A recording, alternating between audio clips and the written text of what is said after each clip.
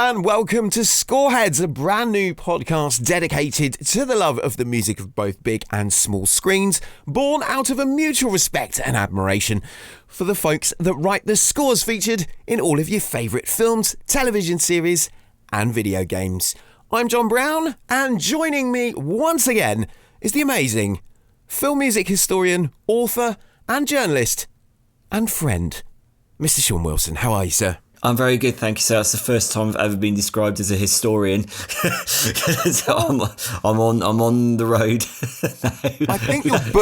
I think your book automatically credits you as a film music historian, I guess, doesn't it? By its very nature. Maybe implicitly, I will take the compliment. Thank you very much. I will take it and I'll run with it. I love that you're the very humble one of the two of us. It's kind of yin and yang. I love it. It's a good mix. It works out. Yeah. It works very, very well. So for anyone that caught the first episode, thank you very, very much, with Tyler Bates and Lola Collette. We had a whale of a time making that, and we hope that you enjoyed listening as much as we did making it. Thank you so much for all of your wonderful feedback and the love and support that the first episode has found. We really do appreciate it. I just want to walk back around to something, Sean, because I guess you'll probably want to discuss this as well.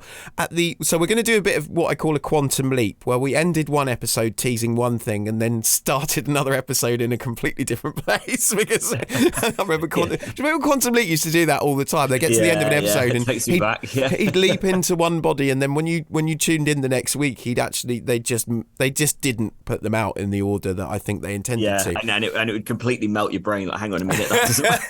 So, in honour of our mutual respect and love and admiration for Quantum Leap, we did tell you that last week we'd be talking to Mark Mothersbaugh, and this week you'll have noticed from the track title that it is in fact Brian Tyler. So I just wanted to point that out. We are aware of it. Yes, we have spoken to Mark Mothersbaugh. Yes, it is an amazing conversation and I can't wait to release it to you. However, we did have a wonderful chat with Brian Tyler as well, and we understood the importance of Brian's episode coming out this weekend, and the weekend that we, of course, released it on. If you could be listening to this 2 months, 3 months, a year from now. But at the time of release, it was, I think, the right time, wasn't it, to bring Mario Brothers. We were literally just discussing off air that Mario Brothers, at time of recording, has had an incredible opening weekend, or opening few days in the Easter break. And you looked at some of those numbers, Sean, just now, didn't you? And it was ridiculously popular. Yeah, according to Deadline, the Hollywood Trade Bible, it has had the second best 5-day opening ever, with $195 million in the bank already. So pretty phenomenal for the first significant family release of 2023, if you discount something like Puss in Boots, which I suppose has been the only previous one. Mm-hmm. And Puss in Boots in itself had a very strong opening as well. So I think that all that in mind, also I saw the Mario movie and I absolutely fell in love with it, and the conversation that we'd had with Brian, and all these things moved together. I won't say conspired, but they moved together to make us think, do you know what? I think Brian Tyler should be the next one we drop. And also it's a nice surprise, because I don't think anyone was expecting us to do that. So happy Easter from Sean and I, because we're bringing you a 60-minute conversation that we had with the maestro Brian Tyler, Hollywood film music icon. And Sean and I have both had the privilege of speaking with him before in the past, and I think we can agree that we both had a lovely time talking to him in the past. He's amazing. He's so full of energy and passion and enthusiasm, regardless of what time of the morning we talk to him. What are some of your memories of talking to Brian in the past? He's a great person. He's so enthusiastic and, like you say, so passionate about what he does. And I'm just delighted to catch up with him about the impact of video game music and how that develops your formative experiences of playing games. It's such an important facet, and it was brilliant to talk to him about that. Yeah, I've been a huge fan and admirer of all that he's done for many, many years, from his work, even his work on the Dune series on television, to his work with Marvel, his work across genre. He crosses so many genres, doesn't he, in Hollywood film music. Of course, he famously redid the Universal logo as well for its 100th anniversary. But I think probably one of the things he's most famous for is his dedication and commitment to the Fast and Furious series. Of course, made some incredible soundtracks for that, incredible scores for that series. He's done so much that the last 2 Scream movies, of course, Scream 5, Scream 6, he was responsible for the score for those. He does an amazing amount of work with Taylor Sheridan on things like Yellowstone, films like Those Who Wish Me Dead. They have a brilliant partnership and collaboration. And really, if you go to your favourite search engine right now and Google Brian Tyler, I've just said Google, go to your favourite search engine, but apparently ours is... Other search engines are available. Other search engines are available, but apparently ours is Google. Yes, but go look him up, because the amount of work he's achieved. He's also very rapid at working. And so the amount of things he's achieved, and often at any times, as you'll hear in this interview we're about to play you, he's often got his fingers in many pies at any one given moment, much like Lorne Balfe, who we speak to quite a lot as well. So it always fascinates me about his process and how he's managed to not only pull off many projects at once, such as he is at the moment, for example, but also make each one still top drawer material, right? Yeah, he's an incredibly prolific and ubiquitous composer. I mean, I first became familiar with Brian's work, I think, back with his horror scores like Frailty and Darkness Falls. Frailty is a really, really good gothic horror score that he composed for the late Bill Paxton, who directed the film. But then seeing Brian go on to the bigger budget arena, like you've just said, Fast and Furious, Marvel, diversifying into romantic comedy scores like Crazy Rich Asians as well, which was a really charming score. Yeah, I mean, the ability to work so rapidly on so many projects, I'm kind of in awe of Brian and his fellow artists to be able to do this. I'm like, how do they sleep? Do they sleep? and actually, it was just to highlight actually the conversation you're about to hear. We did actually record with him at 1 a.m. his time, wasn't it? 1 to 2 a.m. Yeah. And he was still absolutely full of beans, and he was working on a project, and he stopped to talk to us, and as you will hear shortly, the energy and enthusiasm that he was still bringing after being awake all day was a thing to behold. There were at least a couple of occasions where I was tempted to say, it's 5 p.m. UK time, I've just finished work. I'm like, no, I'm not going to do that. it's 1 a.m.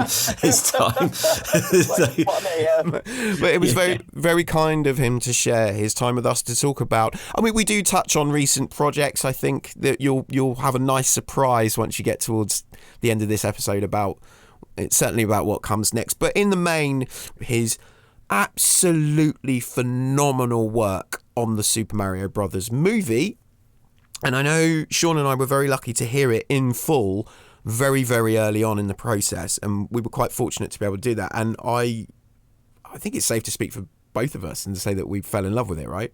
It's really, really charming. I mean, I said to you over message, I said it reminds me a lot of the fantasy adventure scores with which I grew up. Very bright harmonic colours, lots of movement, lots of really interesting integration of orchestra and synth. Yeah, I love it.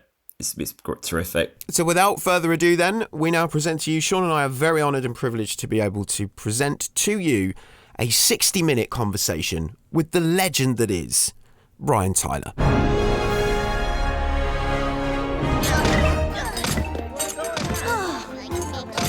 Excuse me, everybody, coming through. Got a big adventure happening right now. Just clear a path for us. If I could just... Here you go. Excuse me. Excuse me, everybody, coming through. This guy's brother is going to die imminently. Out of the way, please. Just trying to clear a path. That's all I'm doing. He's gonna be fine. Chantrell, nice to see you, bud. Does this thing work? Yes, works great. You just have to blow into it. And up we go. Wait, up?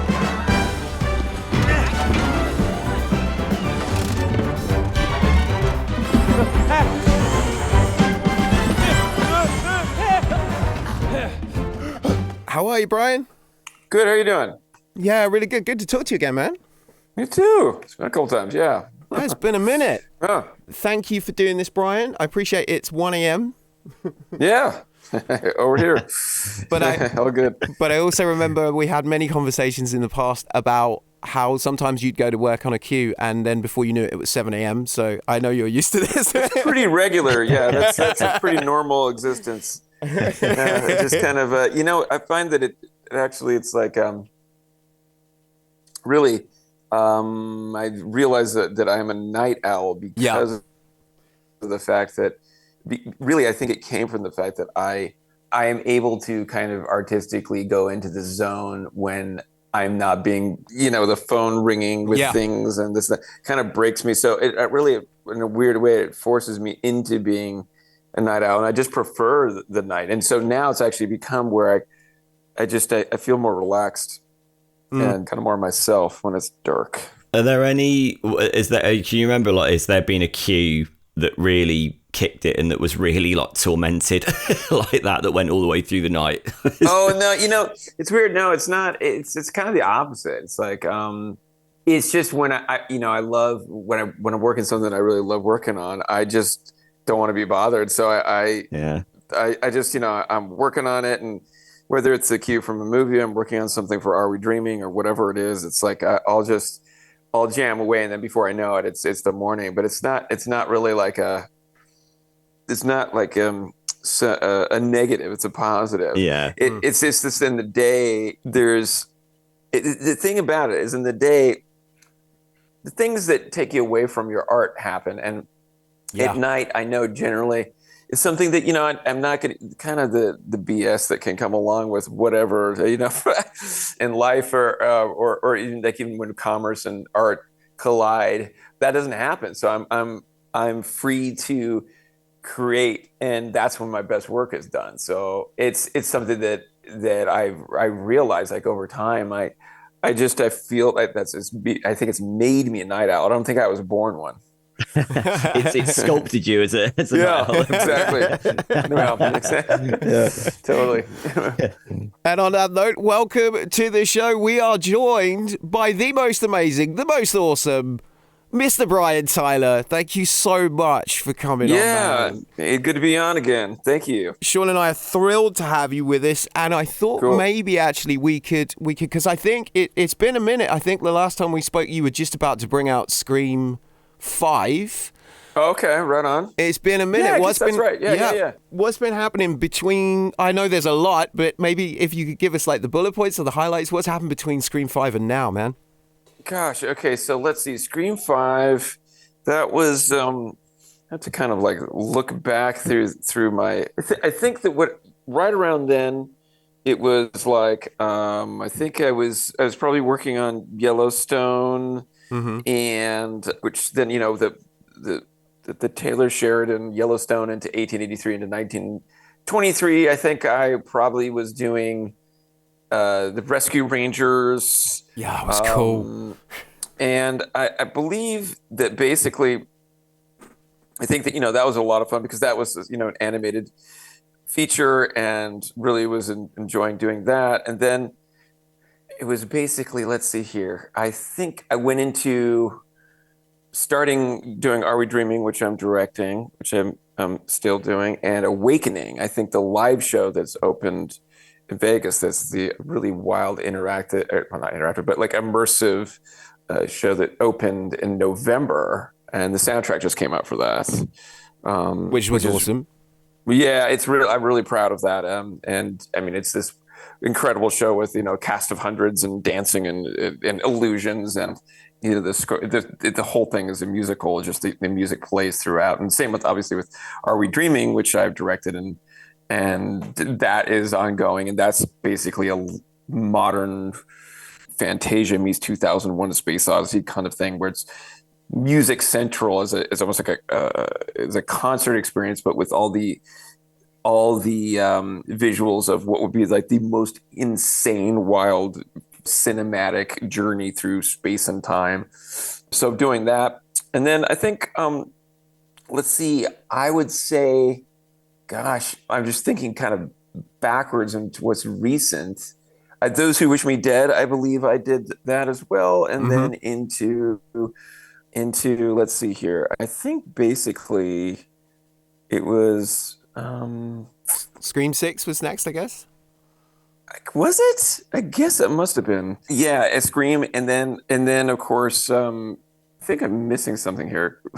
Gosh, Super Mario Brothers. help me out. Super Mario Brothers. Because it all blurs together. So yeah, in terms of order of how things go, it's hard to kind of remember. Yeah. But I think 1923, then or 1883 released, and then that was amazing. And then 1923 with Harrison Ford and Helen Mirren, and then of course I started working on Super Mario Brothers, which comes out in a week or so. Yes. And of course, and I'm just finishing up Fast and Furious 10. I was just in London conducting at Abbey Road with the Philharmonia out there. Yeah, I think that kind of gets us up to speed, I believe. That's all. We've established now that you don't sleep at all. Yeah. Cramming all that in. It's amazing. Yeah, a little bit. Yeah, I know we did talk about that. Yeah. That's just it's an extraordinary diversity of projects. I imagine the thrill of this job must be you push yourself in so many different directions through so many different idioms and stories, right? Yeah, it really is something that I mean, the joy of it is that I'm able to move around and in terms of telling musical stories. It's like whenever you're composing music, it's like there's a narrative to it and an emotional component, and music essentially does that. It clarifies narrative and conveys emotion, and so when you're talking about jumping from something like 1883, this is a tremendously emotional historical drama. And then I think at that time I was doing that and probably Rescue Rangers, which is this really kind of ironic comedy, really incredible animated film. That was at that point, knowing that I was going to be doing Super Mario Brothers down the road, that was something that was really very cool because I get to see, I'm going to be doing that. And of course, my own project as I'm directing that, Are We Dreaming? That has kind of a science fiction futurism kind of aspect to it. And with that, it's not just doing music, it's doing visuals and editing and shooting and lenses and the whole thing. And so I think really, what I love about being in film and in film music, it keeps a variety going. If you go back to even like Crazy Rich Asians, you can do jazz or whatever it is, and of course I love producing electronic music and hip hop music, and I'm doing that every day, also. So it's like I get to really, it's a joy and a privilege to be able to sit down and write symphonic music and then take a break from it after a few hours and do some kind of underground electronic music or a hip hop record, and to me, those things all inform each other. The kind of the energy and the pushing yourself to learn new things from both sides. Like I always say, to me, I can learn as much from, like when I was writing my violin concerto for Redeeming Love, that Gil Shaham is one of my favorite violinists, and he's the soloist on that soundtrack and on that piece in particular, but throughout the soundtrack. And I learn a lot from like talking about violin and harmony and how it works with concertos and kind of a lean melodic line. And then working with different artists, and I meet a 19-year-old with a laptop working on some beats, and I'm like, wow, how are you doing that with that bass and the side chain compression with this or that, and all these kinds of things. And if you really just keep yourself open to learning, then it keeps all these projects interesting because you always want to try that new thing out and really push yourself on the next project. And it's like an infinite kind of, it's kind of an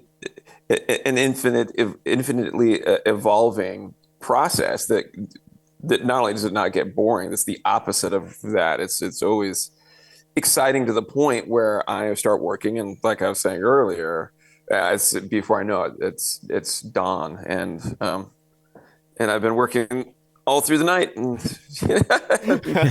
it just keeps going. You were just saying there about working with, a 19-year-old with a laptop. Do you find time to, and do you enjoy mentoring young artists as well yourself? Do you find time for that? Oh, yeah, for sure. It's especially when I'm working on all sorts of projects, because like with Awakening or Are We Dreaming, those are projects that are kind of fall under the kind of Brian Tyler solo kind of paradigm. So when I'm working on things and I want to use, hip hop artists or whatnot, I love kind of exploring everything I can. And sometimes it comes from surprising places. Like when I was working on some hip hop tunes and I found that some of my favorite rappers are from like India, from Mumbai and like the gully there. And it's kind of, they grew up doing this really cool, like conical vocalization, which is kind of like learning how to do percussion and tabla with by vocalizing it. And so by the time they're like 4 or 5, their articulation is like absolutely insane, off the charts. So once they start battling in the playground or anywhere, just they become extremely proficient. So it's like always learning from any angle, from every direction. And like I was just in London and working with the Philharmonia, kind of having a lot of discussions back and forth about where a rhythm with string sections lands, or brass, and kind of what I've learned from around the world, from kind of even picking up things like in India, for instance, how that informs how I write symphonic orchestra. And since I love, really also learning how to become more proficient or learn new angles of how to play instruments, that informs how I compose as well. So on the guitar, or learning like a new instrument, or drums or piano or whatnot, all these things that I play, I find that as I kind of push myself to learn from others, it pushes also my compositional skills down the road further, and kind of I get to, it's almost like learning from others is like if you really open yourself up to it, it can, if you take it to the extreme, it's like a superpower. It's like I said, when you're in a video game and you power up and you get someone's, it's like you're learning new skills that make it easier for your brain to go outside the lines of which you thought the box was, and go outside those lines and that you thought were restrictions. And so I think by doing also projects that are very, very different from each other, that encourages that kind of thinking. And it's like, it's really like, I consider it a privilege to be able to do that. Well, I'm always really fascinated when I hear artists directing a project that they've also scored on. I wondered how, when you're directing Are We Dreaming, how does that inform your approach to the music, given that you stand in the position of being a director as well? Yeah, it's interesting because with Are We Dreaming in particular, is that it is music centric. So there are storylines. The conceit of the whole story is that we need to. It's basically it starts in 2400 BC and it ends in 155 trillion years, and so it's like this huge period of time, and it's basically our fight as intelligent beings to prevent time ending, because eventually, I don't know if I explained this before, but the idea is that science fact is that over an extreme amount of time, photons, the particles that will last the longest will end up petering out. So there'll be no more light, which means there'll be no more energy, and then that means time will stop. There won't be a universe. There'll be less than a void. It's just nothing. And so the idea is that intelligent life has to come together to create an artificial star system that then goes supernova and kickstarts a new Big Bang, and the universe starts over. So it's the literal fight against the end of time, right? So when you're doing something like that, you have the kind of the overall storyline, but then since it's more like a Fantasia kind of situation, the music is the central part of it. So I'm doing the music first. It reverses the filmmaking process from normal films. So I'm doing the music first, and then the visuals I create around the music. And sometimes it's going from shooting a set of actors that discover something beneath the surface on the planet that they land on, that they realize that they've gone back through time because they went too close to a black hole or whatever it might be, going through wormholes and on and on. It's like traveling through literal time and space. But those are the basic ideas. Then it's shot, and the visuals are done around the music. So it's an inversion of the process of normal filmmaking, which makes it so the music is really the most important thing. It's driving the entire thing. Every single frame is to the music. Every visual and even things like taking into account the abstract visual nature of it that sometimes comes into being correlates like with my synesthesia, because I see colors when I hear sounds and whatnot. So all of those things follow the music. And the only really time I remember seeing that in a kind of in a big of scale was Fantasia, and as an experience. But the thing was with this, it's also a live experience. So there's every single night you would see it. It's a live type of thing. It never plays the same way twice. I'm changing it on the fly as the show goes. So you could go to the show 100 times and it'll never repeat itself. The only thing that it is like starts in the same place and kind of ends in the same place, but how you get there is always different. So in a way, it's very malleable and changing. Whereas if you're talking about a linear, regular film, which I'm also looking at directing, that's a different thing. And it's just, I think so much like a musician, it's kind of how it goes. But I grew up doing visual arts as much as I did music. Like my grandfather was an art director, so I grew up doing matte paintings and like practical effects and models and developing film, and I edited film, and I would do perspective and all that stuff. It was something that was a part of me as much as music. It's just that up to this point, I've been following the career path of doing music for other people's projects, movies, So it's kind of like I say, like I've been working on creating music to support other people's narratives for 25 or so years. But so this is the first time with this and Awakening, is that I'm getting to really more tell my own narrative, my own story, and then have the music be a central part of that experience. Will we now see you move on, just to pick up on what you were just saying there, Brian? Is this the beginning of us seeing Brian Tyler, the director? Yeah. So so it's both, and it's almost like an inevitable path for me. I'll never step away from music. It's just too much a part of who I am. It is my central core.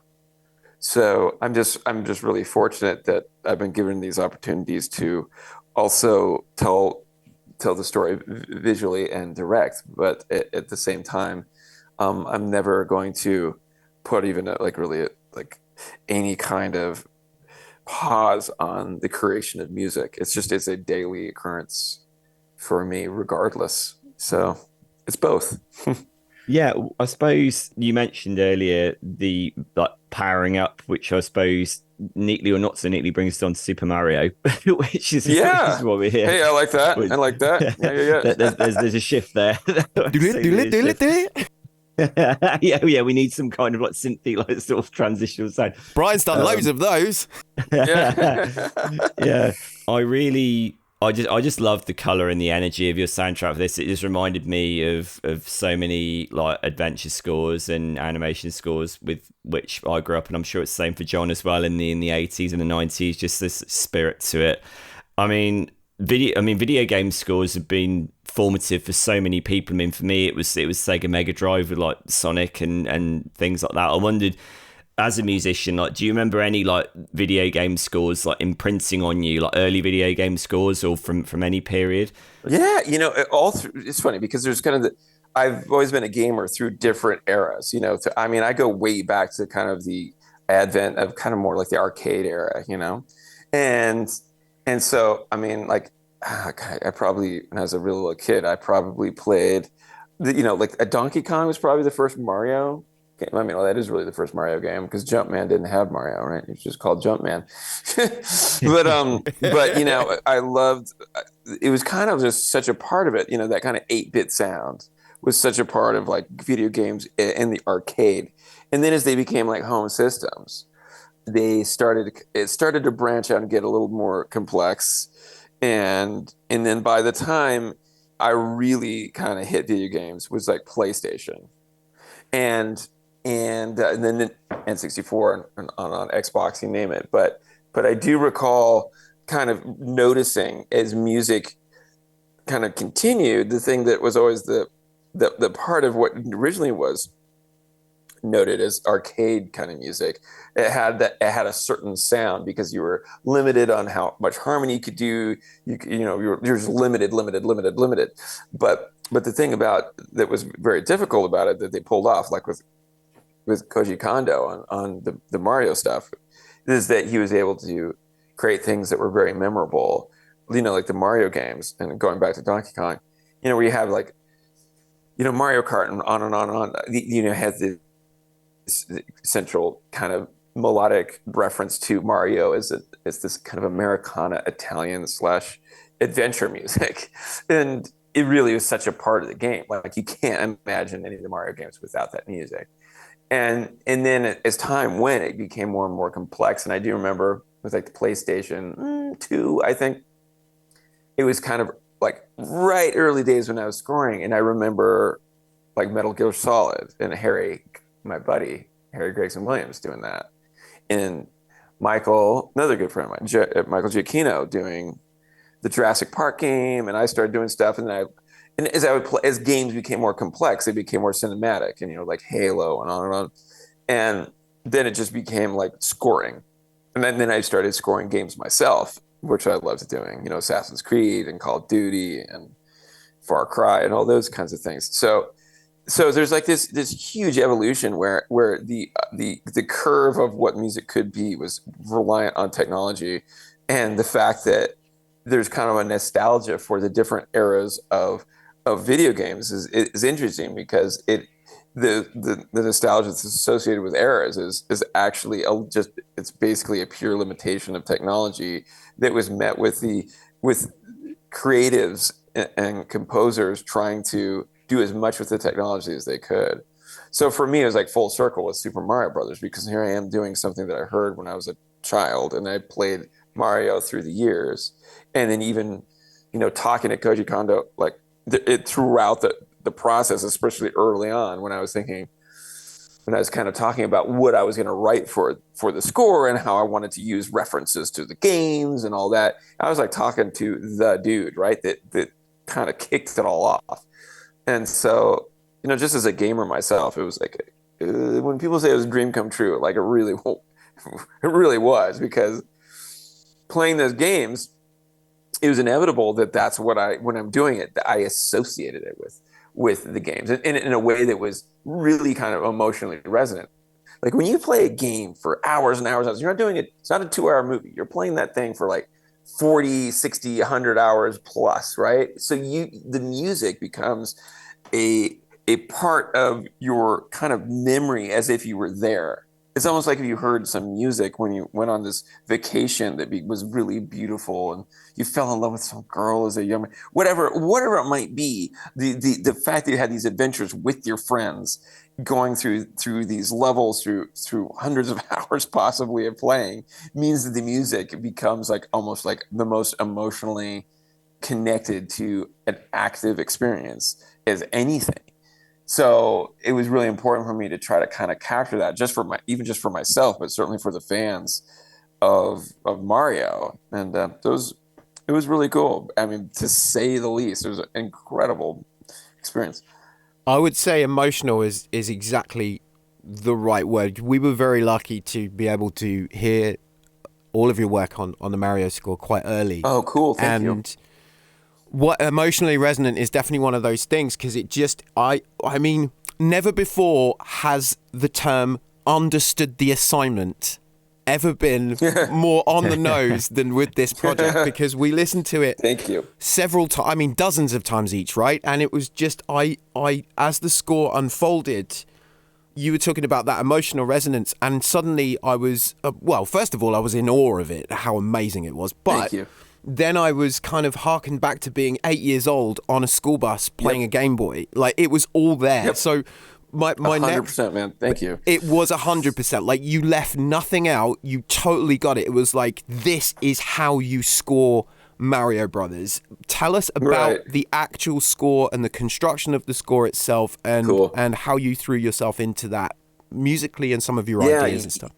Yeah, for sure. So to me, at the very beginning, when I heard that the movie was being made, and I heard that Illumination was behind it, and also the original makers of the game, everyone from Nintendo, who was directing and all that, I was thinking, I would love to talk to them. And I had no idea that they were looking at me to score it at the same time, which was incredible. So what I did, we all got on a Zoom call from people in Japan, everyone from Koji Kondo to the head of Nintendo and everybody, and people that feel like you do and I do about it. You know, there's no one that I knew on the movie that wasn't like hardcore into it, but I was really hardcore, you know. And so I was saying, you know, here's the thing: is when I was playing it, any of the games throughout the years growing up, there were kind of two levels of it.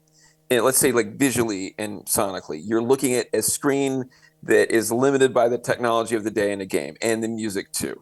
But in your mind, you don't care. That's not what you're concerned about. You're not concerned. Gameplay is key. Character is key. So we would play these games. And I remember kind of being unaware or not caring that, of course, the game's visuals can't live up to what a cinematic big movie would be. It's just not the same, especially way back in the arcade days. And that wasn't the point. The point was you were experiencing this. So in a way, the experience was in my mind. And so I was in the world.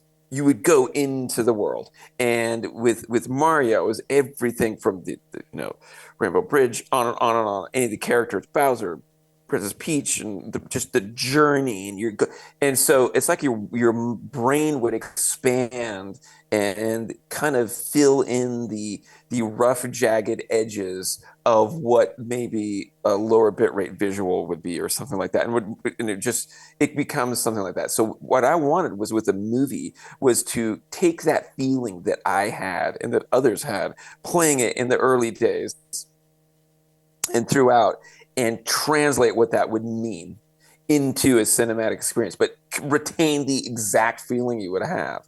So it wasn't just like porting over something. It was the feeling you had. And so in my mind, even those early 8-bit melodies, I wanted to it wasn't just like taking them and let's orchestrate them. It was like taking them and kind of lovingly create, to me, my reference point being myself, what it felt like playing those games, and even going back and going back into the early ones and playing them and seeing what it was like. And it's like it's magic, you know?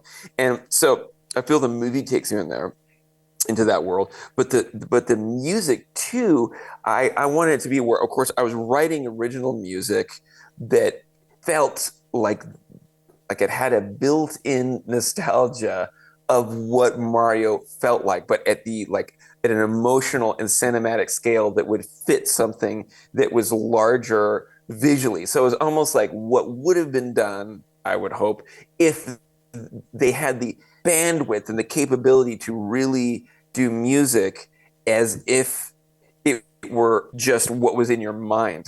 So in that way too, making references to everything along the way in a way that worked as both kind of a tribute to the fans, but not just merely like a fan service, but things that actually made sense. There was a magic to how some of these themes and little musical references worked originally that I wanted to retain. So sometimes it might be I'm playing a new theme for a character or a scene that emotionally has a lot of range, and then the harp line there's an antiphonal viola line that is referencing the actual game music that it came from many, many years ago, and they're in tandem, but it works on a level that if someone doesn't even know that kind of thing, they're just hearing it, watching the movie as a new person to the world of Mario, and totally understand it and totally feel what I did when I was a kid playing it, and hopefully like what you did and what other fans did, and that the fans would understand what I was saying with that in a way that also is like, cool, I can bring my friend that never played it and they'll get exactly how I felt when I was playing it as a kid. So it sounds like what you're describing there, Brian, is kind of like, so this score is like a bridging moment between the peer limitations of early video game music and the orchestral sophistication that you bring to your big budget blockbuster scores. It is trying to find that sweet spot, I suppose. Yes, it is. And it also is by any means necessary. So it was kind of like, I wanted to be where there's no limitation on instruments. So the score has full orchestra, full percussion. It has a live choir. It has all sorts of instruments that I play, everything from mandolin to kind of nod to the Italian side to accordion. And then sometimes I'd be playing drums live, but I would do a drum fill, and as I hit tom number 1, tom number 2, tom number 3 and 4 would be 8-bit toms. But so it would be kind of also literal instrumentation from the entire history, not just 8-bit, but all the way through the 90s and the early 2000s, and different kinds of ways that the Nintendo, whatever, the Game Boy or the N64, what they could produce at the time. And that's all in there. But I wanted to be kind of like seamless as an experience, and which makes, I think, the score a one of one. It doesn't sound like any other score. It's just that it's because I wanted to be truly Mario. And writing the themes, I wanted to feel like those belong. Princess Peach, all of these themes, the main theme, that those could stand side by side. And that's really was like one of my most proud moments, is when I played the new themes in a big theme suite for the original makers and composers of Mario through the years since 1981 or whenever they started. And them just being so extremely happy, to the point of like kind of welcome to the family. And that meant a lot. It was unlike any other film I've composed because of that kind of history that was there musically, that I kind of now been a part of it. And really the size of the movie of Mario, it has a scale. Like I was saying, I wanted this score to be everything Mario, and in a way, the scale of it reminds me of like what E.T. was to John Williams.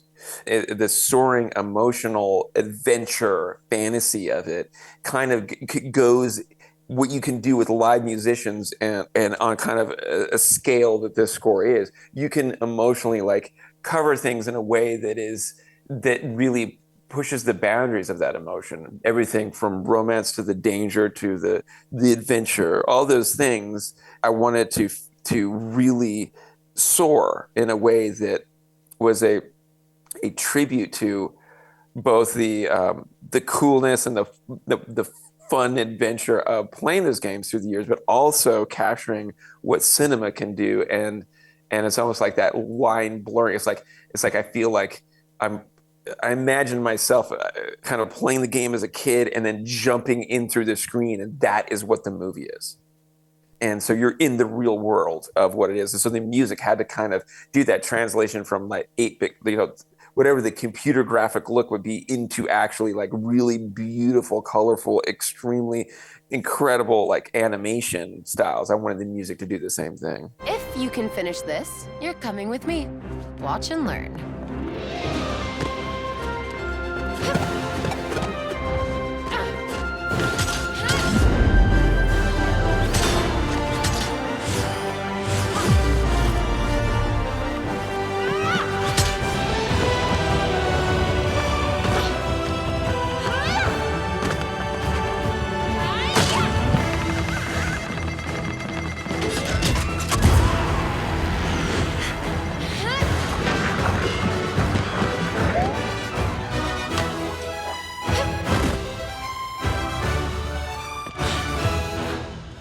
I noticed that there is a great song in the movie from Jack Black as well. Were you involved in producing that song? Did that song just come to you and you kind of had to work around it? How did it work? It's a little, yeah. I mean, that was something, you rely on the fact that Jack's a great musician and stuff he's done with Tenacious D and all that through the years. He just is, he kind of like, he just exudes it, and he's a great singer. And so, with something like that, it's like you start with kind of the basic idea of what you want from the scene, and the fact that he's singing this insane song that's his tribute to his love for Princess Peach. It's so, the thing about it is that in reality, it's so earnest. It's so earnest. Like it completely crosses into, kind of this comedic kind of moment, but it's almost not comedic on its own. It's just that it's so earnest. Of course it is, because it's goofy. Here's Bowser. You know what I mean? Like, it's just the fact that he cares as much. That's, to me, actually, Jack really perfectly, he capture the character, even when he's not singing, he's just doing his thing. He's so damn serious about like wanting to marry her, and the fact that he's willing to basically destroy like the entire universe in order to, it's like, it's kind of sweet in a weird way, Yeah. So what I was doing is like, I didn't play any for that, even for that scene, how the piano playing is, but like for his score, for instance, for his themes, if you listen to them out of context, there is no comedy to them. It's like, it is the most like the darkest, like most militaristic, like mid-century Wagnerian, whatever. It's just like, it is like, is dark as it gets, like Imperial March style kind of bad guy villainous music. And I think the thing that's so cool about is the movie is the comedy is done completely straight. It's kind of like it's like, in fact, it's like kind of like the British comedy. It's like, that's like what I grew up on. Is like, it's like you just do it straight, and like, so the music never really becomes like comedy music. So like out of context, that when people hear, the suite and it gets into his themes, it's like da da da. It's like it is so kind of dark that him playing the character as he does, it somehow all works without kind of having to pander to goofiness, You brought up something really interesting there, which is like, don't score comedy comedically, which is something that I've always found really fascinating. So is the idea that you amplify the sincerity without necessarily overemphasizing those cue points in the comedy? Yeah, like there's parts, just like you're seeing where someone kind of says where you have a serious moment and someone says what, and then they just say the thing exactly, they'll like repeat it, and so the music like it's like doing a very serious line, and then you repeat the exact line as if it's like literally just repeating itself, as opposed to doing some kind of pratfall kind of music when things are goofy. It's almost like if you see Mario barely holding on to a cart going a gazillion miles an hour over the Rainbow Bridge doing like loop-de-doops, and you're like, just completely out of control. It doesn't go into kind of what that is, the goofiness of it. It like becomes the most serious action, dramatic music, and it's just super on the nose. And you have to almost guard yourself to do it in a way that plays the most straight and resists the temptation to kind of go wacky. And then it plays so much more. It plays hilariously because it's of course is that juxtaposition. What it is what like with Bowser, for instance, I'm not scoring him looking goofy trying to do something that is he thinks is evil. I'm scoring what he thinks he is in his own mind. Is totally, I'm not scoring what the audience is thinking. The audience gets it, so I just score what's Bowser's thinking, or Mario is trying to pull something off. I score exactly what Mario is thinking. It's almost like this soundtrack of your own mind, which is why it's always awesome to watch someone walking through the airport with headphones on, and they're just like some older man kind of with tracksuit on and kind of, but in his mind he's listening to something and he thinks he's Jason Bourne walking through the airport, just that you can see on his face what he's listening to, just from the or smiling, kind of being happy-go-lucky, like as if they're tiptoeing through the tulips or whatever. So it's kind of it's like, to me, and I always did that growing up.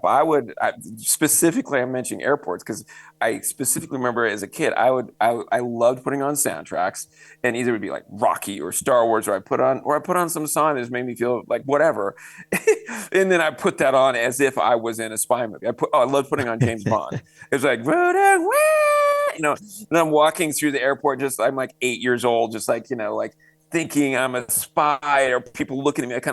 I even feel like I sometimes would do this thing where, I remember my parents knows that I would walk like kind of like in slow motion, like a surfing, like I kind of like make it look like I was on film. And maybe it's just me, but I think that to me that kind of weirdly enough informed how I score a comedy or different. I think it's hilarious to see what people think they are. So I think you just do it from that POV, and then you're good. Yeah, because I think from my point of view, I think I totally agree. Music has a really transformative element. If you're out in the world and you put a bit of music on and it has that visceral impact, if I put on something like Berlin Foot Chase from the Bourne Supremacy by John Powell, you mentioned Bourne there, you speed up. Yeah, exactly that. You start walking faster and it's like... Oh, I cannot tell you. Who was it? I was trying to think. I was talking to someone who put on, I don't know if this is Fast and Furious or... I'm not sure what it was, but I got to remember. But they texted me and they said, you were responsible for the car crash I just got into. Oh, wow. Fortunately, it wasn't anything terrible, but apparently they just started kind of speeding up. And it was like they're just like they're on this kind of chase, and it's like and he's like it really like kind of got away from me. I had to be careful about it. And of course, because if you have if you dread the gym and you want to go in there, what do you put on? You're not going to put on a waltz, You're going to go to the gym and you're going to put something to motivate you to do it, and it informs all of our lives. It marks all the big events, weddings, funerals, you name it, everything between, and it's really why music is so powerful. And it's why even scores exist, and even going back further, why it used to be that you would have an army and you would take about 5% of the conscription out of the army and have them play drums that pumped up the army, or they would blow in bagpipes to scare the hell out of the enemy that can't see what the hell's coming over the hill, and you hear that's what bagpipes were. There's and it's just there was an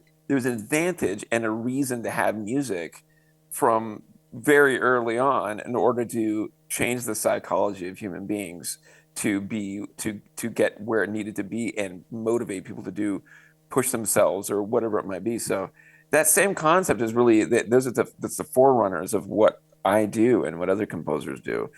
It's just very interesting that's become that we're actually a species that understands music in a way that motivates us emotionally. It's fascinating to me that that's even the case, and it feels like a privilege to be able to understand music and be able to enjoy it, because we're unique in the animal kingdom in that way. We use it for enjoyment and for motivation.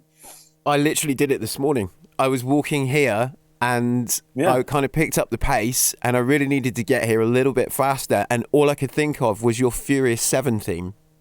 That literally got in my head. It wasn't even in my ears, or I wasn't even playing the music on a device. Like, all I could think of was the Furious 7 theme in my head, because I was about to come talk to you, and that picked up the pace. So that's literally I hope it helps. Yeah, I did. Oh, yeah, totally. It totally helped. For sure. Fantastic. Talking about... That's a wild one, too. Oh, that's a crazy... I love that theme. It's a great theme. But I wanted to actually talk to you. I won't get too much into Fast right now, because hopefully I think we're going to have... I hope if you're happy to come back, we're going to have another conversation about that in a month or two. It is incredible. By the way, yeah, I'm so excited for it. You are not going to believe it. It's so cool. Yeah, I love that. The Fast 10 is crazy. Oh, it looks insane. So I think we'll do that like before we get into the next show. Yeah. And we'll do like I want to do a musical history of Fast and Furious. I think that'd be a really amazing thing to do. But before that, I'm really excited about that soundtrack. Oh man, it's so good. In particular, that one is. Yeah, I feel it's a special one, very much so. Yeah. So I think we'll do that in the next episode, if you're happy to come back and talk about your musical DNA for Fast and Furious. But very quickly, we'll just tap on it just real quick, just a kind of little preview, a little highlight. What can we expect from Fast X? Oh my God. It is, what can I say? Okay, one thing, it's an incredible movie. And I've worked on enough. When it's really special, and I threw myself into this score in a way that I almost just a very unique experience in that way that harkens all the way back to kind of the entire kind of history of it, and it is just the most musically kind of challenging, pushing the envelope as far as it can go in terms of what I can do just as a composer, in terms of the emotion, the intrigue, the sonic palette of it and the musicianship and just writing for it just felt like different, but in a way that ties into even like Fast Five, and because of the story of, which you've probably seen in the trailer, of how it kind of, there's a whole connection between going all the way back to 1, 2, 3, 4, 5, 7, all of it. And the idea of Dante, the character who was our villain, Momoa, is such an incredible character. And just the theme that evolves from that is one of my very favorites I've ever done. It brings together kind of this feeling of cinema, kind of what we were talking about, when you really, it feels like it's elevating into experience where you can put on the music, and it is not just kind of like merely action music in that way. It goes well beyond that as a musical challenge, and kind of as an experience that you can watch the movie and you can also put on the soundtrack completely separately, and it is like a full-on experience that also is informed by me even making Are We Dreaming and Awakening, which are music-centric, music kind of at the center of an idea. And it's like all I've learned as a producer and as a composer, which I feel in the last few years doing those other two projects has made me grown by like a massive amount in the last even year. So I finally feel with Mario and with Fast 10, they are kind of, those scores are the beneficiaries of this work of me doing Are We Dreaming, me doing like nearly 500 songs for Are We Dreaming in the last, whatever. The amount of growth I've had as a musician, as a writer, is, to me, like the biggest spike I've ever had, which you're hearing some of that in Mario as well in its own world. But boy, Fast really is, I think, especially, I'm very proud of it and excited about it. Well, yeah, I suppose, I mean, to go back to Mario, I loved the really judicious use of the analog synth sounds. I thought they were placed very strategically, because I imagine it would be very easy to over-rely on them, right? To use them as a crutch. Yeah, to me, it was, I wanted it to be something that would be part of the just kind of a natural tendency to music. So I never wanted to be bound by kind of a system of rules of either, okay, we're going to do this, so we should use something this retro, like, or this or that. And I think that it could have been a huge danger of just becoming kind of a retro score that was like, oh, hey, look at that. Isn't that quaint? Because I think that does a disservice to the experience that we all had playing those games. The point isn't that it's retro, that those games existed then, so hey, let's just reference it. The point is that it's lasted all these years because it's an amazing universe that was created. And so the music needed to kind of be larger than that. And so when it's being used, it's something that I felt like as a timbre or a tone or a kind of a color would make sense if you didn't even know there was such a thing called Mario. That you're just hearing the music and we're watching the movie, it makes sense in a very direct way, a 1-to-1 ratio to the movie, as opposed to, hey, we're going to do a wink to the past, But when they could do both, then great. I love how many musical Easter eggs you put in there as well. It's like we see that in movies all the time, right? We see in movies the Easter eggs to franchises and previous franchises. We see it a lot in Scream 6, of course, as well. But what I love about Mario Brothers is the score is as full of Easter eggs. Oh my goodness! As the movie would be, and I love how it's really clear, man, that you dug really deep on this one, like for sure. Yeah. There are some references that are insane. I mean, I think it's like hundreds of references throughout it, and the thing about it is that if someone doesn't know it, it just kind of is part of the score. So there might be an alto flute line that's playing, and it's doing one melody that references it, and sometimes it's quite. Since I play these games, there's no faking it. Like, there's no way I could have jumped in and been like, I'm going to learn this Mario. It's part of who you are. So, like, for me, the thing, like, for instance, someone's watching a game like Mario Kart, and they know the Mario Kart they're kind of probably going to go to the main themes that they know. But for instance, I spent a lot of time like tweaking, picking out what you're going to drive or whatever. And so you have, like, for instance, the holding rooms where you go and you select menus, and that's different music. Like, I know that stuff. Everyone knows it. You know what I mean? Like, when you really know a game, you even know that stuff. Like that's permanently burned into your mind. And so, for instance, there's references to even like menu and game screens within the games, in between the games, that I'm referencing, even in like when they're looking at the carts, for instance, they're kind of deciding. So there's music saying, well, okay, they're deciding about the carts. To me, that kind of reminded me of the menu screen. So it's like the deep cuts are just out of control, and it's going to be interesting to hear, and I already am from some people that have seen previews or listen to the soundtrack, to the number, to see if we'll ever be really like every single Easter egg will be found musically. It'll be fun to see. Yeah, because it's almost like, well, I was just going to say, it's almost like genetic memory, is it? Like you say, you feel the music in your bones, and then you bring it into the project, right? It's something that you live with, and it's great. Oh gosh, yeah, totally. It is there. In fact, there would be times where I'd be referencing something, and it'd be like, oh my gosh, it'd even be people that I talk to and that know it really, really well, Nintendo, or the directors who know it like the back of their hand too. And they're like, God, I thought I recognized that, but I didn't know that, So it's pretty wild, and it is really, really cool getting to know Kaji Kondo too. They're just such good people, and they really believe in the project. And there's a lot of trust to have other people jump on and kind of bring their vision of what they wanted to life, and I'm really proud of it.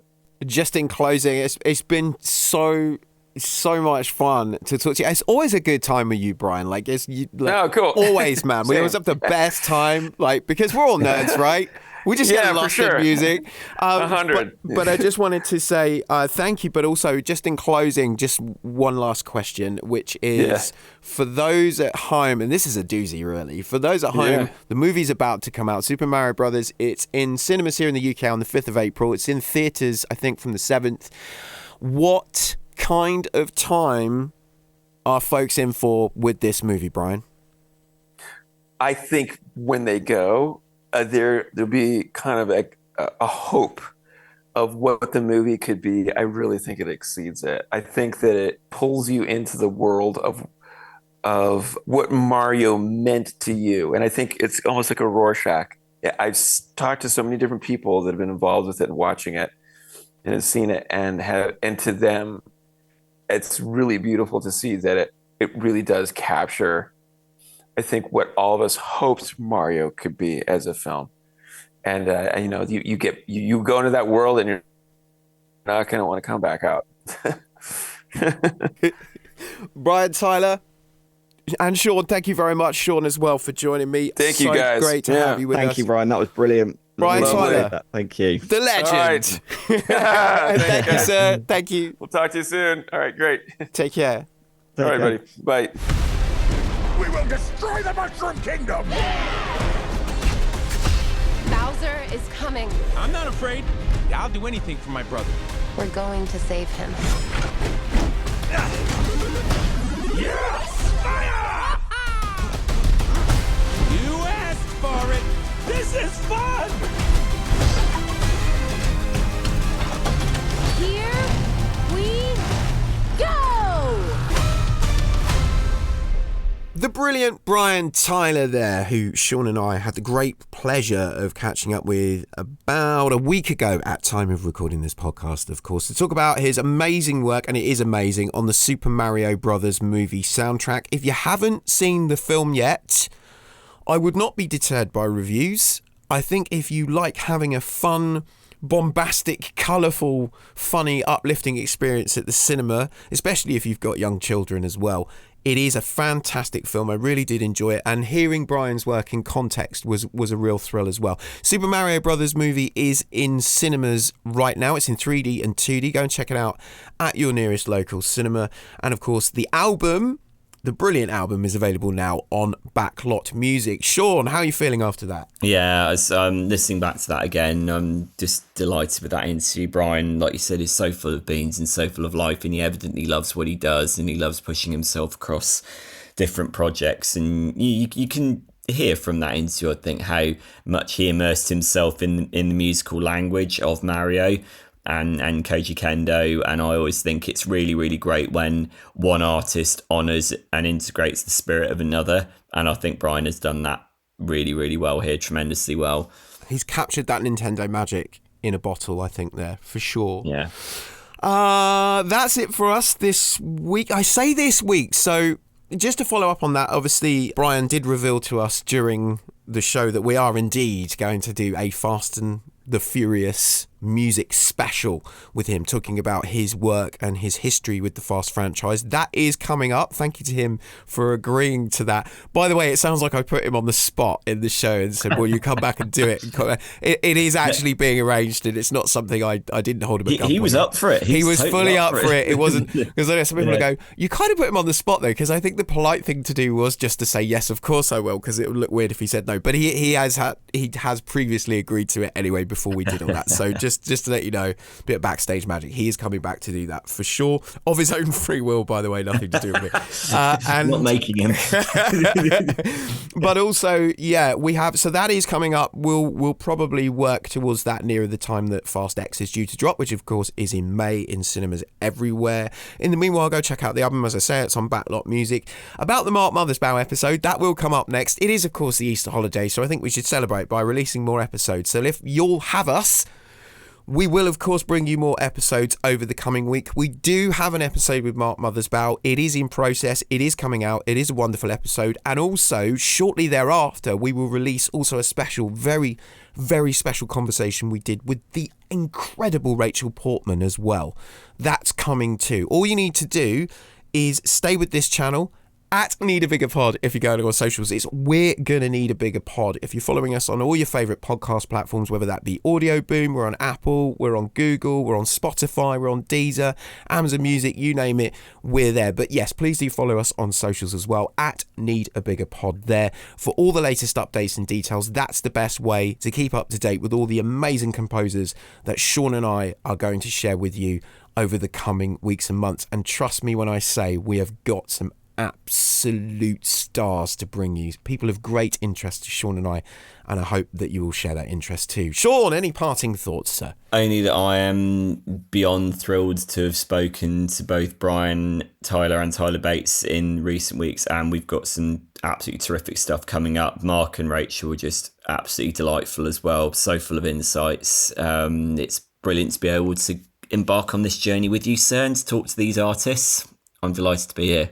And to you, sir, it is a great privilege and a thrill and a pleasure, and I'm looking forward to many, many more adventures. Thank you very much to you, sir. Thank you very much to you at home if you're listening, and also thank you to all our friends that had anything to do with bringing this episode together, including our friends at 2B Entertainment, of course, who've been amazing over the last couple of weeks. I will give Cineworld a shout out because I know they are very helpful in terms of being great hosts when we need to screen things in London. And I will also say thank you to View Cinemas as well, who are very helpful to me in making sure I get to look at things here in Portsmouth where I am. And I know you also share some love for the Watershed as well. I know if you want to give them a shout out too. Oh yes, all colleagues, acquaintances, anyone at the Watershed in Bristol, one of the best art cinemas in the country, who've allowed me to host any kind of Q&As recently, anyone who's allowed me to get on stage with remarkable artists, including randomly recently Dunstan Bruce from Chumbawamba, who I hosted a Q&A with, and he was absolutely delightful. So yeah, thanks to the guys at Watershed. Is that anywhere, can we see that anywhere online, or is there any evidence of that anywhere that we could follow that up? Because I'm very interested in seeing that, to be honest. Unfortunately, it wasn't filmed, but the documentary called I Get Knocked Down that he's co-directed with Sophie Robinson, I believe is seeking distribution. It's been doing the circuit, so if you keep an eye on that, you'll at least be able to see evidence of the film that he's made when it's released. Okay, go and do that as soon as it's available. It sounds very interesting. I'm actually very intrigued by that movie. So, yeah, do check that out. Thank you again to everyone. Thank you again to you. Go and see Mario Brothers. It's really, really great fun. do that too. And if you want to know more about Mario Brothers, by the way, check out We're Gonna Need a Bigger Pod. This week's episode does feature Chris Pratt, Charlie Day and Anya Taylor-Joy in interviews as well. That's all from us. Enjoy whatever you're going to do next, wherever you're listening to us. If it's still Easter when you're listening, have a fantastic Easter from both of us. And thank you very, very much to you, Sean. And to you, Matt.